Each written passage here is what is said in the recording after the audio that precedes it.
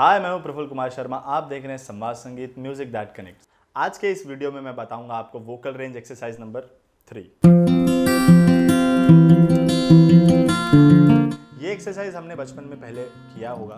कुछ लोग इसको लिप बबल कहते हैं, कुछ लिप रोल कहते हैं। नाम कुछ भी हो, करना वही है। तो इसको मैंने 2 पार्ट में डिवाइड किया हुआ है। फर्स्ट पार्ट में हम विदाउट एनी नोट गाएंगे, कोई सुर पे नहीं गाएंगे, ऐसे ही गाएंगे। कैसे करना है? पहले ऊपर से नीचे आना है, लिप बबल से ड्रॉप करना है आवाज को, जैसे ऊपर से गिर रहा है आवाज, स्लाइड करके आना है। फिर अब नीचे से ऊपर जाना है, सेम नीचे से ऊपर जाना है।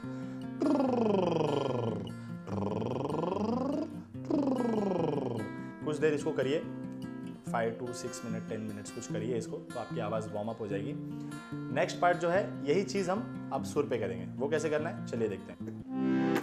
तो जैसे कि मैंने पहले के वीडियोस में बताया, हम अपनी पिच से शुरू करेंगे एज यूजुअल। ये भी एक्सरसाइज हम पिच से ही शुरू करेंगे, अपनी नेचुरल पिच से, जो आपका सा है। So I start with C, my pitch.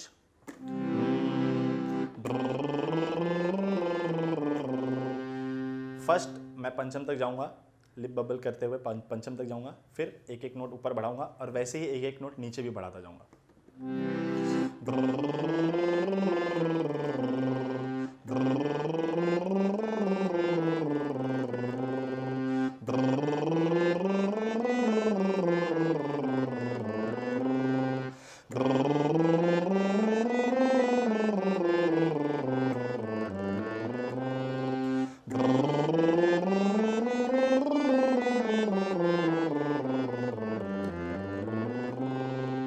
Maximum जो लोएस्ट आप जाएंगे वो मध्यम तक जाइए, लोअर ऑक्टेव के मध्यम तक।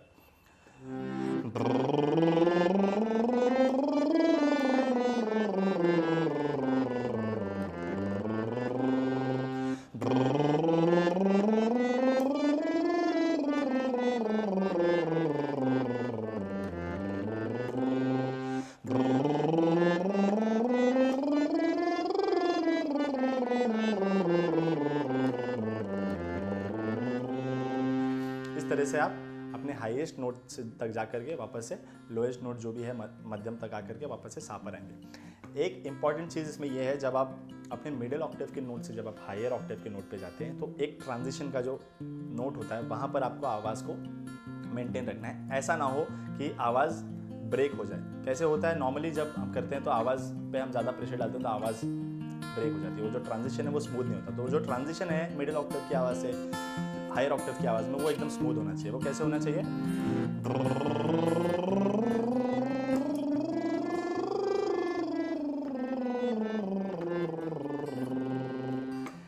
इस तरीके से नहीं होना चाहिए।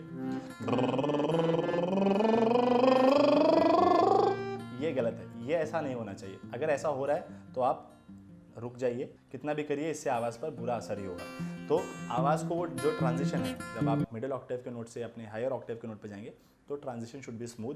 आवाज़ पर प्रेशर कम डालना है और उसको थोड़ा सा बारीक करना है। आपने पिरामिड देखा होगा, पिरामिड का शेप कैसा होता है? नीचे से वो बड़ा होता है, ऊपर जाके वो छोटा हो जाता है। आवाज़ का भी शेप वैसा ही जाना चाहिए। नीचे आपकी आवाज़ थोड़ी मोटी सुनाई देगी, ऊपर जाने के बाद पतली सुनाई देनी चाहिए।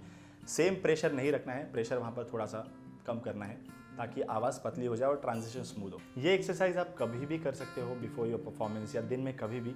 इसको 10 to 15 मिनट्स करिए every day. You will find a drastic improvement in your voice. और ये मुझे तो काफ़ी फ़ायदा किया है, और बहुत सारे प्रोफेशनल सिंगर्स इसको प्री रिकॉर्डिंग, जो उनका वार्म अप सेशन होता है, प्री रिकॉर्डिंग, जब रिकॉर्डिंग के पहले जो वो वार्म अप करते हैं, उसमें ये ज़रूर इंक्लूड करते हैं। बड़े बड़े वेस्टर्न सिंगर्स भी ये फॉलो करते हैं, और जब मैंने इसको किया तो I found it very helpful. तो आप इसको ट्राई करिए, मुझे बताइए आपको ये वीडियो कैसा लगा, आपको ये एक्सरसाइज कैसा लगा। इस एक्सरसाइज का यूज़ करके हम और कौन कौन से एक्सरसाइजेस कर सकते हैं, वो क्या क्या एक्सरसाइजेस हम इसमें और कर सकते हैं, वो मैं आपको अगले वीडियो में बताऊंगा आने वाले। आपको ये वीडियो कैसा लगा, ये एक्सरसाइज कैसा लगा, मुझे कमेंट में ज़रूर बताइए। और कौन कौन से टॉपिक पे आप जानना चाहते हैं कि मैं आपको बताऊं और बात करूं, मुझे ज़रूर बताइए। मिलते हैं आपको अगले वीडियो में, तब तक के लिए बाय।